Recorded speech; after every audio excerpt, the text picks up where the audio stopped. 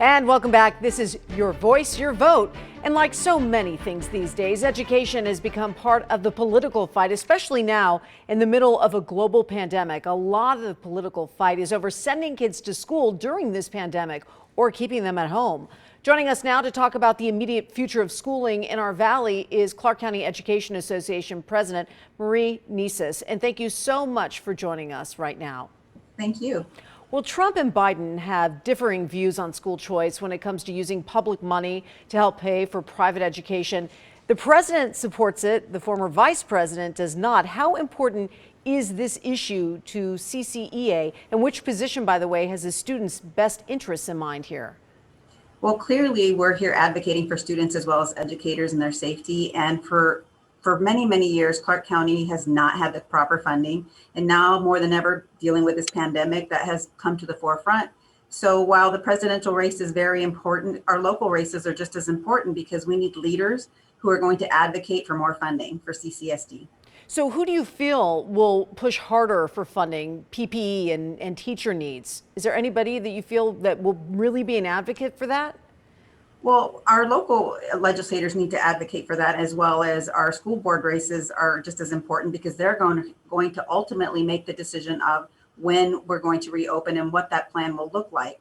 CCSD is currently working on a plan, and it's up to the school board trustees to make that decision. So that's why it's important to elect leaders who can handle the situation that we're currently under, who have experience with dealing with major budgets, as well as making sound decisions that will impact educators as well as students positively. Right, and you just mentioned it, things aren't hammered out quite yet for next semester for CCSD. Do you think this hybrid learning model that's been possibly proposed can keep everybody safe?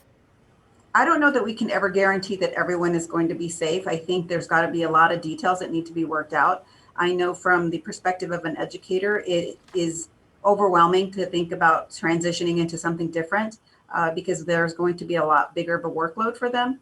But at the forefront of everyone's mind is the safety of not just the employees, but our students as well. So I think there's a lot of details that need to be worked out before the trustees decide to open those doors and have us all go back into the buildings. Yeah, and can you give us an idea of where the teachers stand with all of this? Do they feel safe going back into the classrooms next semester?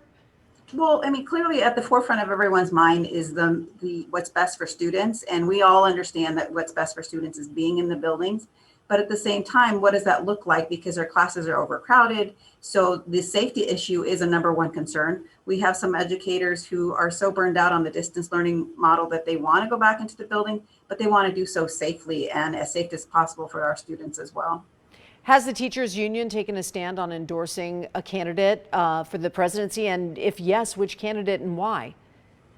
Well, we did take out a survey with our members, and some of them, are definitely pro-Trump and some are pro-Biden. And so we took the majority of what those educators said who participated in the poll, and we endorsed Biden. Okay. Do you think it's going to take a vaccine before the majority of the teachers feel really safe going back into the classroom? Well, there are some that believe and that's what it'll take. And then there are some people who don't believe in a vaccine. So we have different point of views, from the educators that we represent. So, we would all like to go back to normal, but what that looks like, in the upcoming months, as far as opening up a school, there are definitely varying points of views on that. All right. Thank you so much for joining us, Marie. We appreciate